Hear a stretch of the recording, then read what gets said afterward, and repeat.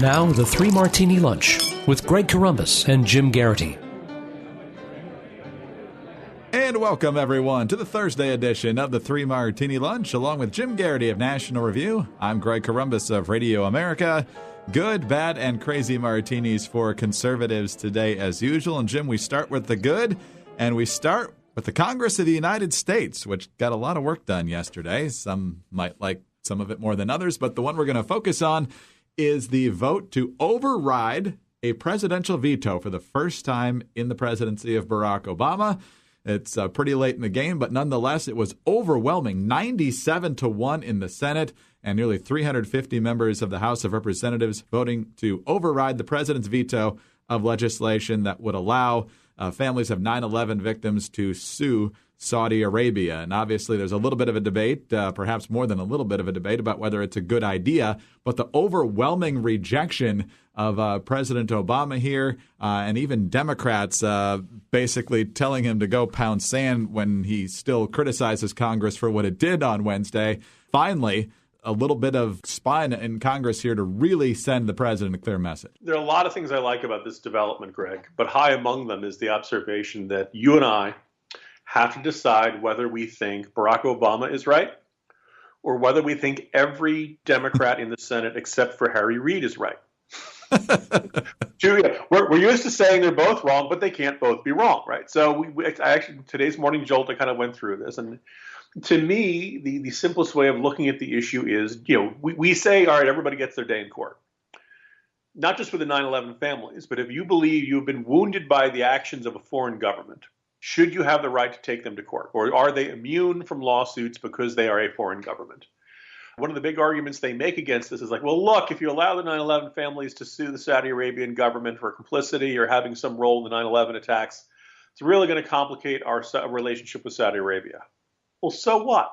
I mean, if they really did, then the Saudi Arabian government should be getting all kinds of problems, and the lawsuit should be the very least of them, right? I'm a little bit skeptical of it. It always struck me as a little bit too conspiratorial. But hey, it's a big royal family. The idea of somebody somewhere having a much friendlier relationship with Osama bin Laden, the Saudi, and the 15 of the 19 hijackers being Saudi Arabian, it's not crazy unthinkable. This is why we have a court. If you want to make that allegation, you have to generate the proof in court. And we're going to see, decided by a jury, decided by a judge, whether there is validity to that argument or not. And if it is valid, then yes, Saudi Arabia should be, having a great deal of very intense consequences. And if it's not true, then it's an unfair smear against the Saudi Arabian government and the royal family. This is what the courts are for. This is their role in our system. This is what they're supposed to do. It's not supposed to be handled by State Department diplomats who want to have good relationships with a foreign country. So my take was looking at all this, and some people said, well, if you do this, then foreign governments may retaliate. They might say that they can, some people can sue the U.S. government in their own court system. Well, Greg, they can do this already. There's nothing stopping them. And people kind of forget this. Malaysia, had a trial in absentia for George W. Bush and every member of the Bush administration, declared them all to be war criminals, and then referred it to the International Criminal Court. Now, of course, there's no consequence to that. I suppose if any members of the Bush administration went to visit Malaysia, somebody could argue that they've been convicted of a crime and they should be arrested. We have very little ability to control what other countries do. I think our system of laws is obligated to put the American people first. It's supposed to represent their people first, and they are entitled to that day in court, whether it's the 9/11 widows or other people who want to make the argument they have been unjustly wronged by a foreign government in violation of the law. So anyway, that's my take on it. So I have to say, one of those rare moments, good job, not just to House and Senate Republicans, but to almost all of House and Senate Democrats. And, Obama had this one coming. Big time rebuke. And he, of course, during his commander-in-chief town hall still said it was the wrong decision. But a lot of Democrats not being silent about their opposition to this. So this is from the news report you quote in the Morning Jolt today. White House spokesman Josh Earnest said aboard Air Force One before the House had voted that the Senate's override is, quote, the single most embarrassing thing the Senate has done since 1983, referring to the last time the Senate overrode a veto by such a large margin. The remark immediately infuriated lawmakers and staffers. One Democratic aide said, quote, it's amateur hour at the White House. How often do you see a Democrat say that about a Democratic president? And then Democratic Senator Chris Coons of Delaware asking us to stand between 9/11 families and their day in court is asking a lot. So it's fascinating that Josh Earnest is really poking the bear after such a humiliating loss. He is, and also we should point out that Obama was asked about this in a special with Jake Tapper, and he said, "Well, look, we have to do the right thing, and I understand some people are playing politics here." Right? Every Democratic senator he never plays politics. Never. All of his critics always play politics, whether they're Democrats or whether they're Republicans. He never gives those who see things differently the benefit of the doubt, and he wonders why he has such bad relationships with Capitol Hill. Clearly. I remember TPP when some of the Democrats started to go south with him on that, and he said the exact same thing about them. It's exactly. He's the only one who's above the fray and the only one who's reasonable when it comes to all these different issues. Just despicable. So good job, Congress. Good job, Congress. All right, on to the bad martini now, and this is courtesy of Hot Air as well as Fox News. A lot of conservatives, including Sean Hannity, big surprise, are putting a lot of credence in online polls in response to Monday's debate. Allah Pundit over at Hot Air quotes him saying Tuesday night, "I have it in front of me. Time Magazine, Drudge Report, CNBC, The Hill, CBS. The only one that has Hillary winning is CNN, and they're the Clinton News Network." The Clinton News Network poll, as it happened, Allah Pundit writes, was the only one of those polls that was conducted scientifically. There was another scientific poll that Breitbart did that was closer than CNN's, but still had Clinton winning the debate. So it's not just Hannity over at Fox. Steve Doocy and Brian Kilmeade cited these online polls. So did Martha McCallum. So Dana Blanton, who's head of Fox polling, sends out a memo, and here's what it writes. Dana Blanton, the vice president of public opinion research at Fox News, explained in the memo obtained by Business Insider that online polls like the one on Drudge, Time, etc., where people can opt in or self-select, are really just for fun. Quote, as most of the publications themselves clearly state, the sample obviously can't be representative of the electorate because they only reflect the views of those internet users who have chosen to participate, Blanton wrote. As the Fox News executive pointed out, users who participate in such polls must have internet access, be online at the time of the poll, be fans of the website in question, and decide to participate. Quote, another problem. We know some campaigns, groups of supporters encourage people to vote in online polls and flood the results, she wrote. These quickie-click items do not meet our editorial standards. Jim, obviously you like to gravitate towards news that perhaps backs up your opinion, especially if you host an opinion show like Hannity does. But for heaven's sake, you can talk about the sample size maybe in the CNN poll, which obviously has a lot more Democrats, but to pretend that online polls matter, good grief. Yeah, and I'm speaking as a guy who spent a good portion of 2004, 2008, 2012 looking at polls, dissecting polls, looking at sample sizes, looking at partisan makeup of a sample, and whether that's a likely representation of you're going to get on election day. Look, generally polls are accurate. I can hear people screaming and being upset about that. Now when I say generally, you're going to get some outliers. You're going to get some ones that are the really bad, or the sample's too small, or the sample skews too much to one demographic or the other.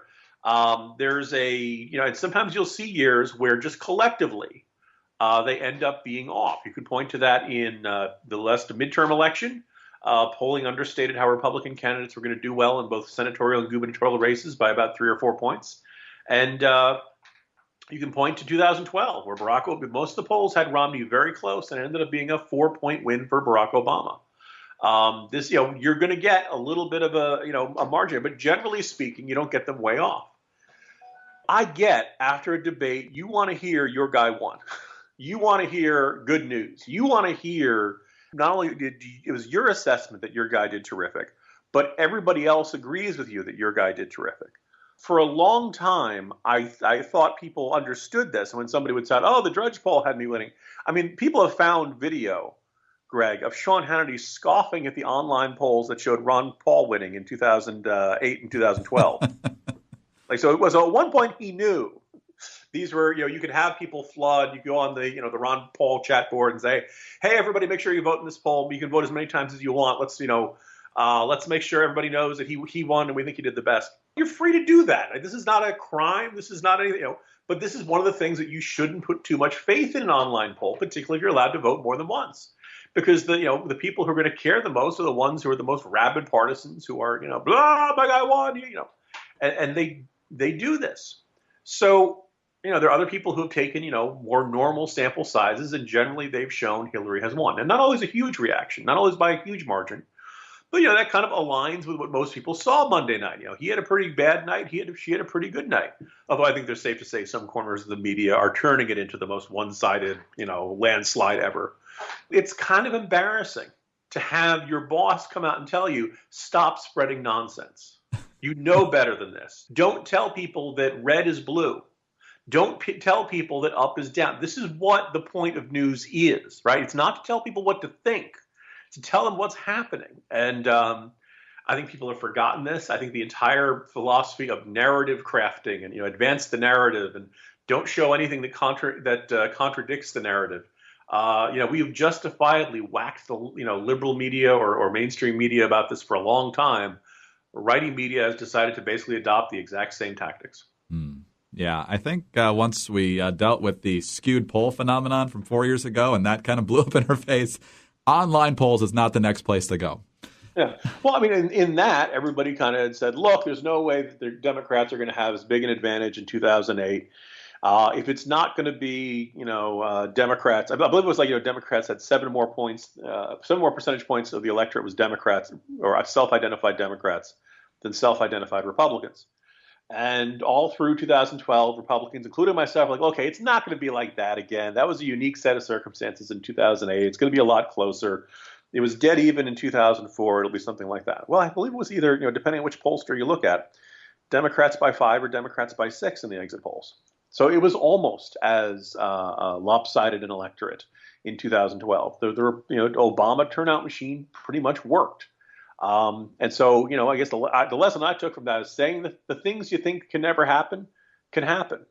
And that's, a good thing to keep in mind. But when you go in convinced that your guy won and everything's going terrific, that's where you end up. On to the Crazy Martini now, and time for today's episode of How Did Gary Johnson Embarrass Himself on National Television Today? Or yesterday, as it turns out. This has been a rough month for Gary Johnson, really on MSNBC every time. First, he was on Morning Joe about a month ago and was asked what he thought about Aleppo, and he said, and what is Aleppo? So that didn't go well for him. Then when he found out that he wasn't going to qualify for the first debate, he had an interview sitting on a bench with Casey Hunt and stuck his tongue out while still talking and explained that he could basically spout out nonsense up on stage and still improve his numbers just by getting the attention of being there. So now he's at a town hall with Chris Matthews, and he's sitting next to his running mate, William Weld, former governor of Massachusetts. And as much as we don't really care for Chris Matthews, this is not exactly a gotcha question, and Gary Johnson still fumbles it anyway. Name a foreign leader that you respect. I guess I'm having an Aleppo moment in the former president of Mexico. But I'm giving you the whole world. I know. Anybody in the world you like. Anybody. Pick any leader. The former president of Mexico. Which one? I'm having a brain. Name anybody. Fox. Who's your favorite foreign leader? Get him off the hook. Name a foreign leader you respect. He was terrific. Any foreign leader? Merkel. Okay, Merkel. Okay, fine. Save yourself. Can't argue with that. Jim, do you think Bill Weld just goes back to his hotel room at night and smacks his head against the desk? I'm just picturing him. He goes, there's a large bottle of scotch. Pours himself a double. Contemplates the ice. No ice. He makes it a triple. And he starts fuming. Why? Name a foreign leader. Just try one. Whoever you name, we can. As long as you don't say Putin, we're going to be okay, right? Now here's the thing. There's been some changing of the guard in places like England or the UK. Yes. Maybe you can't think the current. If you say David Cameron, oh wait, he's not there anymore, or something like that. Look, I don't think Gary Johnson is a dumb guy. It's just really unfortunate for him that he keeps coming across that way in these interviews. And we've all had brain farts. We've all had moments where our minds goes blank when we can't think of something. People who listen to this podcast have probably heard. Greg, you've saved me more than a couple of times. Where I'm like, the senator who you're like, Harry Reid. Yes, that guy. The one we don't like. Yeah. But it's not good to have these on stage over and over again. And look, fairly or not, Gary Johnson is associated with marijuana legalization. He is associated with marijuana smoking. He is an investor in a legalized marijuana company. He is an open touting, hooray for marijuana guy.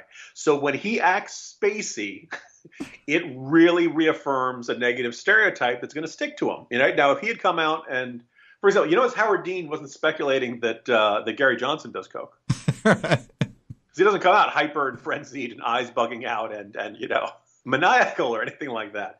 Every libertarian always complains, God, it's such a cheap, easy joke to say that Gary Johnson's a pothead. It's so late. Well, he keeps reaffirming it with behavior like this. And maybe, it's unfortunate, but you know what?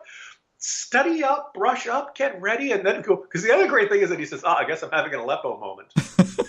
Reminding people of the last time he couldn't think of something. Now that one, I think you could argue, okay, that's kind of a gotcha question. There's no most people would say, what are you going to do about Syria, right? What are you going to do about the Syrian civil war? What are you going to do about ISIS? What are you going to do about the Assad regime? What's his name on MSNBC? This is my Gary Johnson moment. Who said, what are you going to do about Aleppo? Yeah, I think it was Barnacle. Barnacle, okay.